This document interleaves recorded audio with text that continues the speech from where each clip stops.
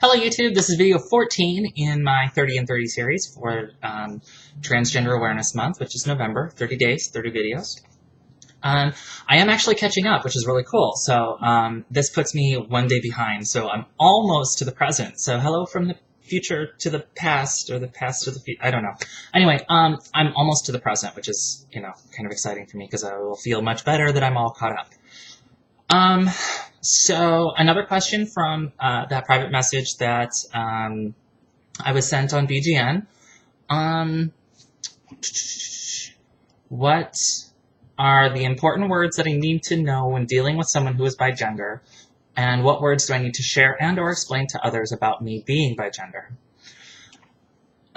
This is hard because as I've said before, the first lesson that I learned when I started Bigender.net is that there are as many ways to be bigender as there are people who, are bigender, who use that term. Some of the basics, though, the difference between personality and persona. Some bigender people are bigender because they are they have multiple personalities living within the same body. So they're, they're Bob and Sue living in a particular body, and that particular body was assigned a sex at birth. And one of those genders, or one of those personalities, is going to match the gender assigned to the body. One of them is not. And so they have two genders living in the same body, but because there's two different people. This comes from a place, something called healthy multiplicity, which is the idea is that if you have more than one personality living in a body, it's not necessarily a disorder so long as your life is in order. If you're functional, if you're able to maintain a functioning lifestyle, then it's not a disorder, and I am not multiple, so it's hard for me to talk to that experience because, I'm trying not to speak out of turn. That's personalities. They're different people living inside the same body. So they may have very different likes and dislikes and beliefs and, attitudes about different things because they're not the same person. You can go to healthymultiplicity.com to find out more information about that. But as pertains to bigender, if that's your particular flavor of bigender, then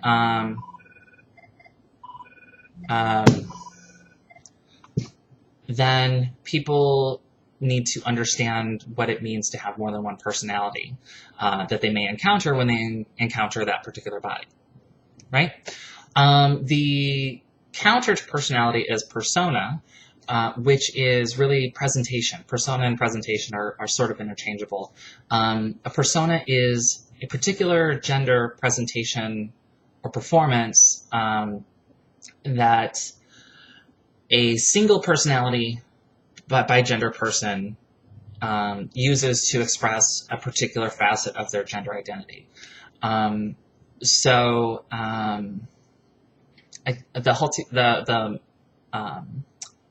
multiplicity community refers to us as singlets, which I think is kind of cute.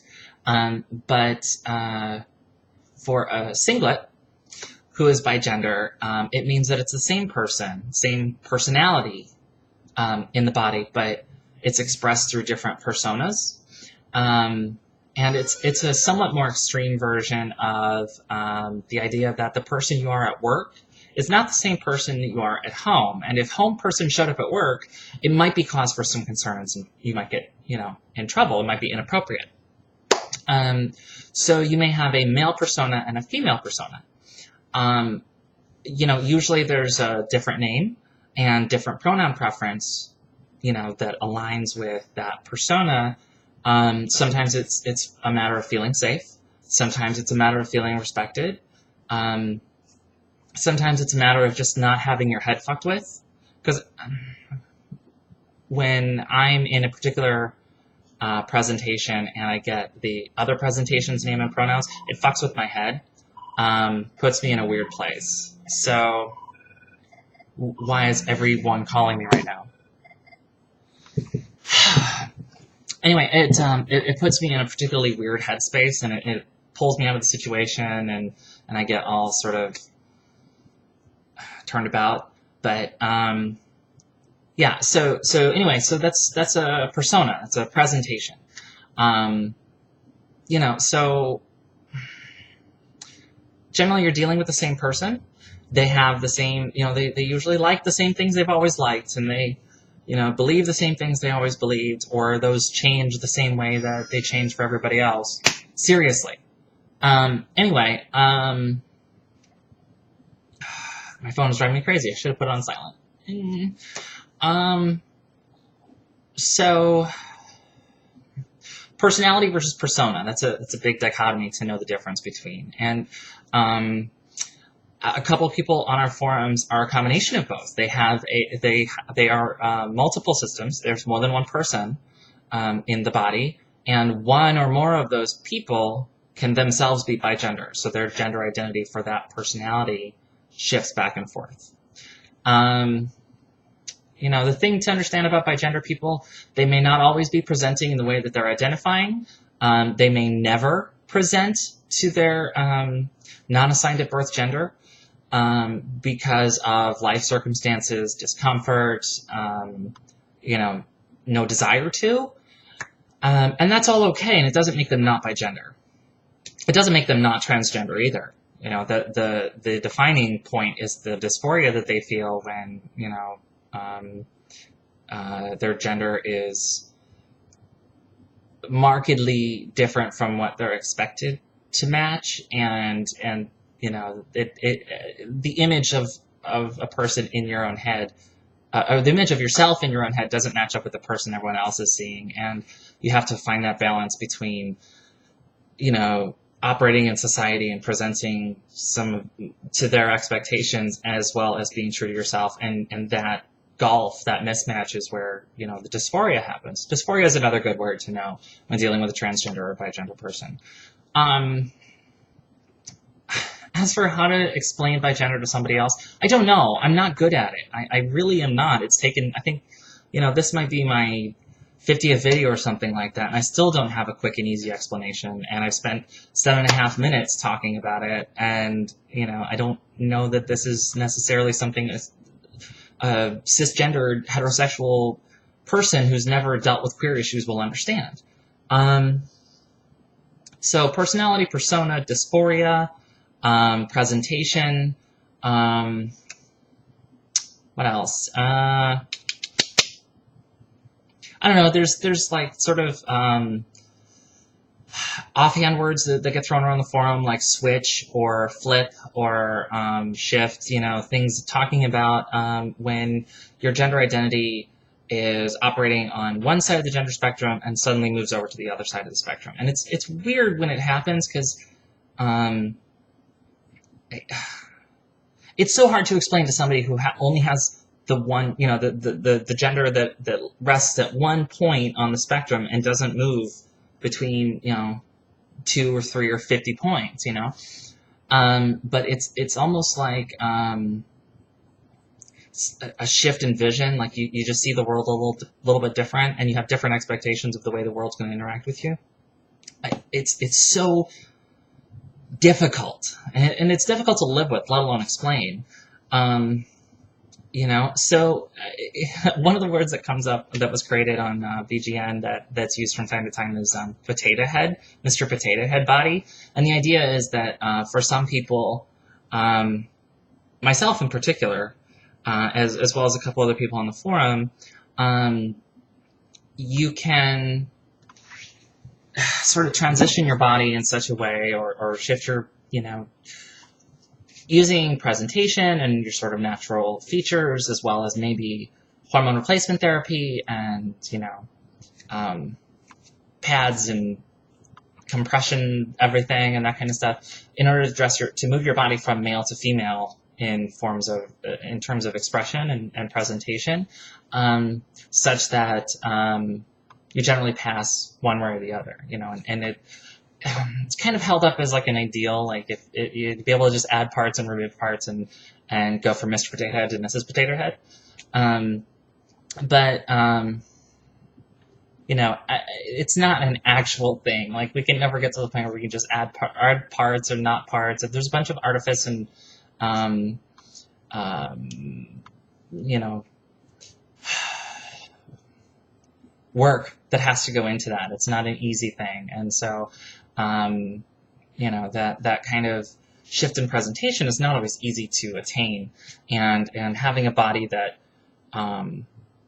can easily be shifted, or more easily be shifted from one gender presentation to another presentation, is also not easy to obtain. You know, and it's really a roll of the genetic dice, and your decision and ability to access hormones, and you know, just it's really hard.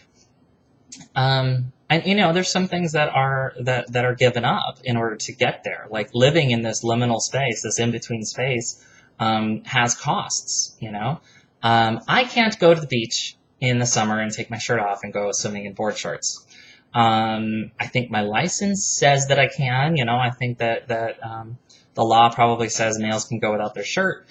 And since the state sees me as a male, you know, that's fine. I still think it would be awkward, and I would have to answer a bunch of questions I don't want to have to answer. So, you know, that's something I've given up.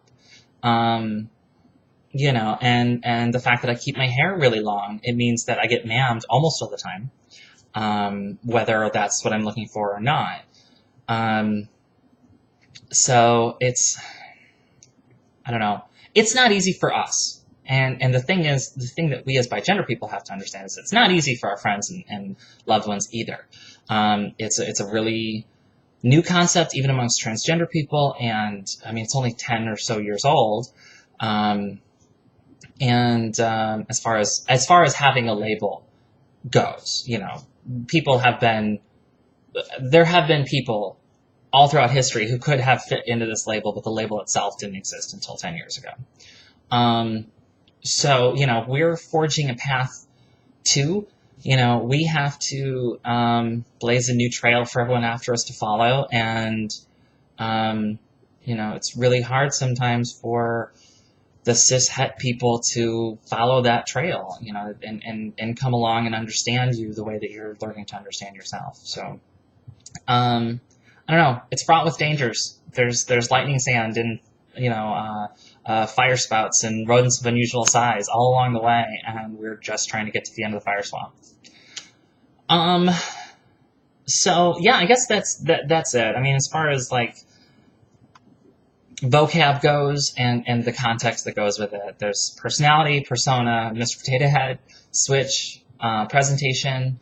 You know, I'm not sure that I have anything really else to go with that. Please add comments and, you know, add more, ask more questions. By all means, you know, I want to answer those things, and I know that I've missed stuff. So, you know, I look forward to your emails and your comments and, you know, questions and all of that stuff. But until tomorrow, i.e. today, goodbye.